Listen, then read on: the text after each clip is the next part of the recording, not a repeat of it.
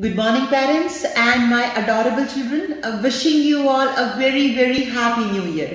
May you all be blessed. May you all stay happy. May you all be healthy this year.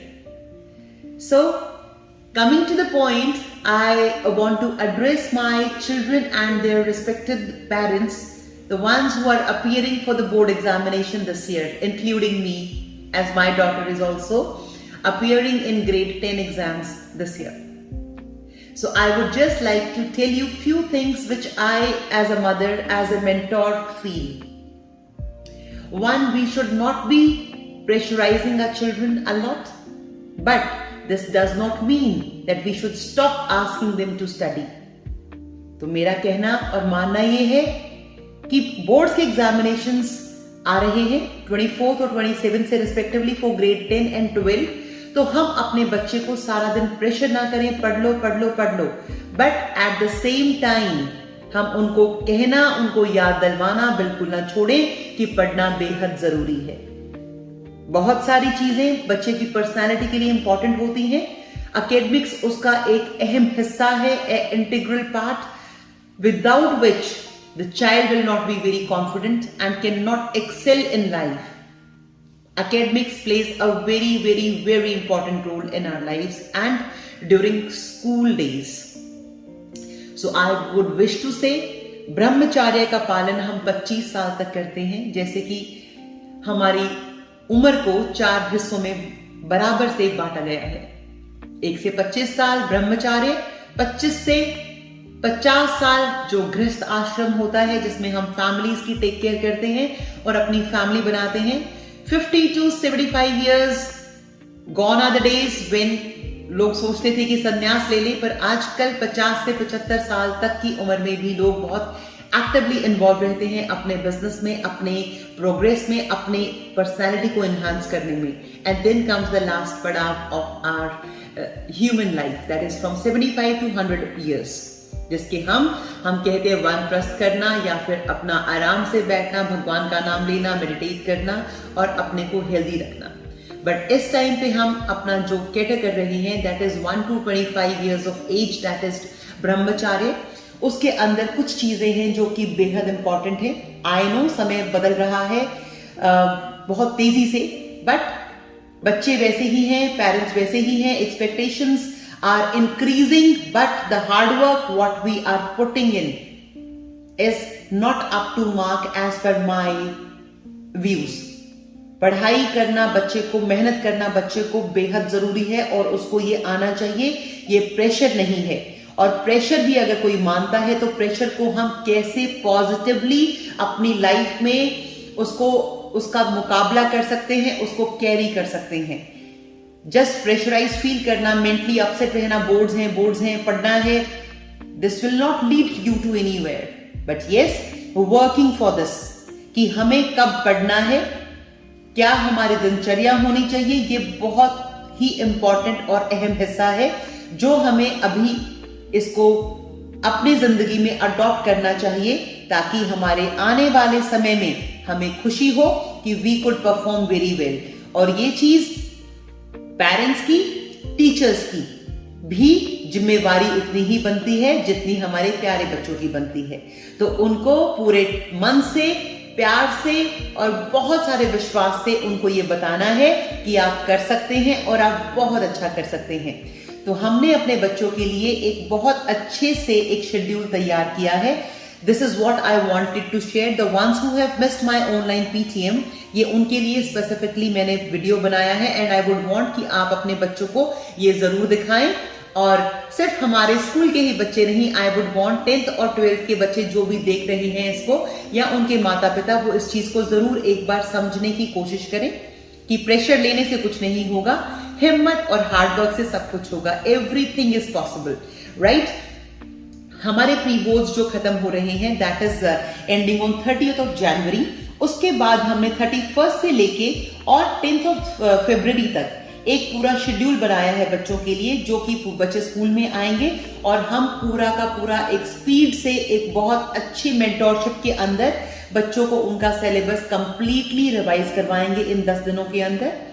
और जो 3rd और 4th period होगा, तो I would suggest कि बच्चे जो कि 2 सब्जेक्ट्स पर डे पढ़ेंगे उनको बहुत अच्छे से पढ़ के आए। घर के लिए टीचर्स कुछ असाइनमेंट्स देंगी, like they will be based on the topics what have been taught in the classroom. बच्चे अपने डाउट्स लेके आ सकते हैं अगले दिन में, क्योंकि हम उसी दिन नेक्स्ट डे उसको पहले हम डाउट क्लियरिंग सेशन करेंगे और एक टीचर हमको रिवीजन असाइनमेंट देगी। जो बच्चा घर से करके लाएगा उसको हम डिस्कस क्लास में करेंगे और कुछ उससे अलावा भी कुछ क्वेश्चंस टीचर आपसे पूछेंगी ताकि आप पढ़े हो या नहीं, बिकॉज हमें आपको चेक जरूर करना है।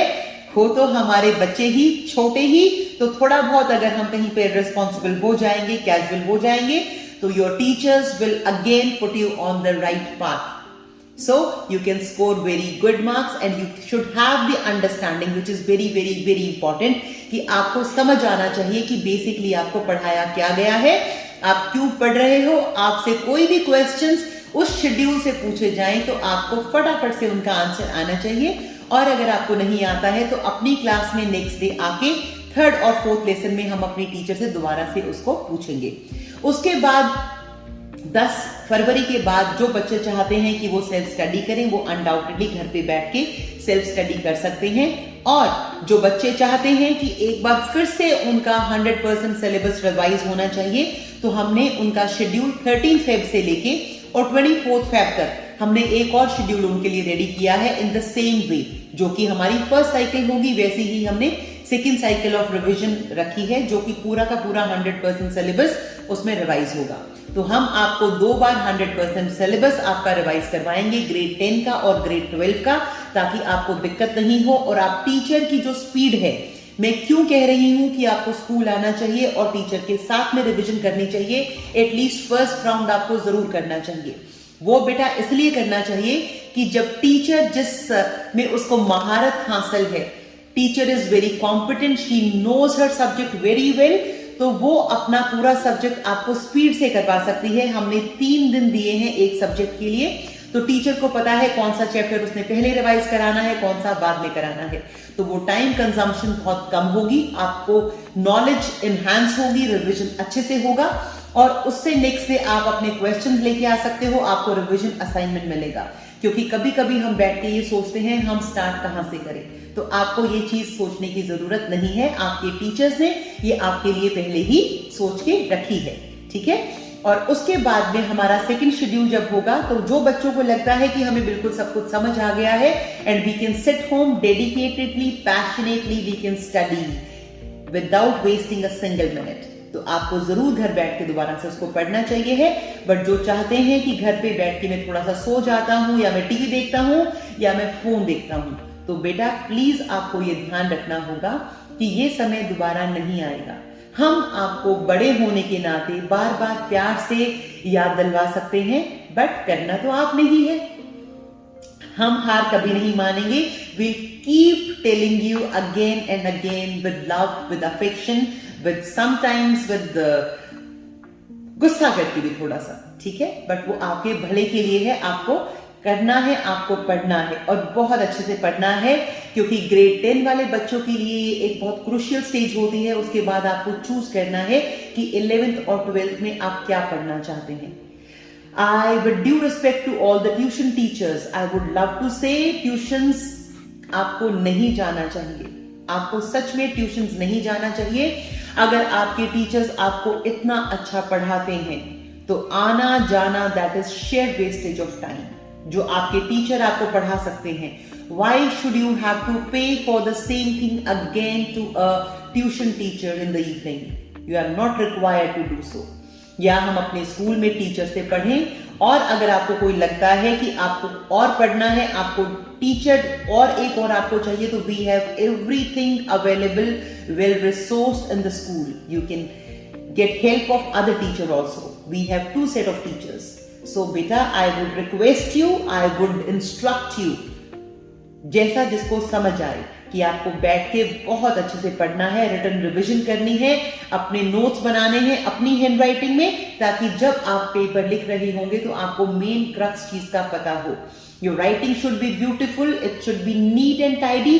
और जैसा मैंने आपको बोला, आप एक बोर्ड जो ट्रांसपेरेंट कलर का है वो सब अपने पास रखेंगे. अपनी एक पूरा का पूरा स्टेशनरी किट बनाएंगे, क्योंकि आप इतने बड़े अभी नहीं हुए हो। आपको पता होना चाहिए कि सेम ब्रांड का पेन आपने यूज करना है, ताकि जब आपका एक रिफिल खत्म होता है और दूसरे रिफिल से आप लिखना स्टार्ट करते हो तो it should be same, it should not be changed. Pencil से हमने मार्जिन लगानी है, उसके बाद हमने मेन पॉइंट्स लिखने हैं, उनको हाईलाइट करना है। I know these are very small things but they really do matter. आपके मार्क्स 5 to 10% सिर्फ इन चीजों से बढ़ सकते हैं। All the very very very best my dearest, adorable and beautiful, amazing children. I love you all with all my heart, and we look forward to have you on the top of the CBSE exams record and results. Wishing you all the very very best. Love you and take care that you need to study and you need to make us proud, your parents and us teachers, and most importantly, it's you who can make a difference. We can just stand by your side always. Love you. Good luck.